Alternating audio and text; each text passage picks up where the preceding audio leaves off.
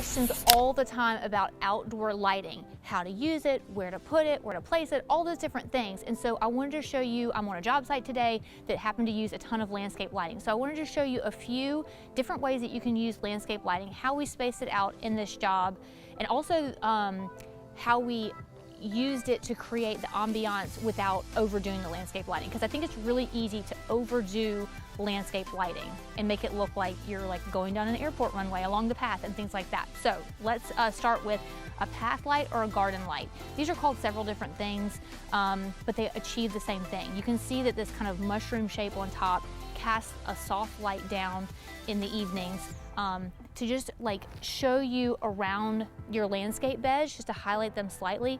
We put them pretty far apart. They're like 30 feet apart in this landscape. But again, that is because we match them with these wall wash lights behind me. These are all pointing down, and we have them about every 15 feet along the wall.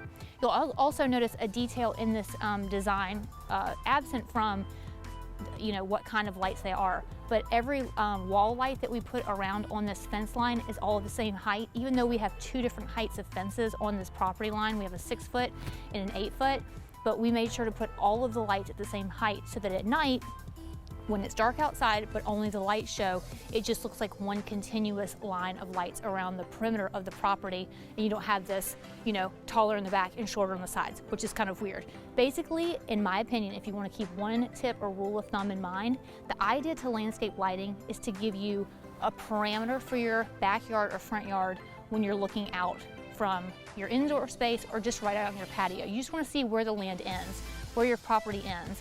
It's not meant to be a security light, right? I want to show you one more type of light. We're going to have to move over here. We're highlighting a tree. This is called an uplight. And this is something that you use to basically highlight a tree or some sort of column, any kind of special element that's in your landscape that you want to really highlight.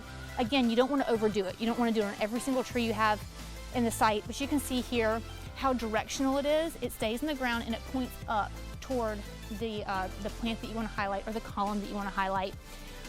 So in this backyard, we've used 3 different types of lights, spaced them really far apart. I think total there might be 30 fixtures out here, which sounds like a lot, but they're spaced really far apart. They're pretty low amperage, so they're very soft, low light. And as you guys probably know, if you followed me long enough, you know that I love a warm light.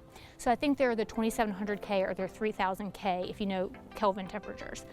So if you guys have any questions about landscape lighting, please comment below. I'd be happy to answer whatever questions you have if we haven't covered them in today's segment.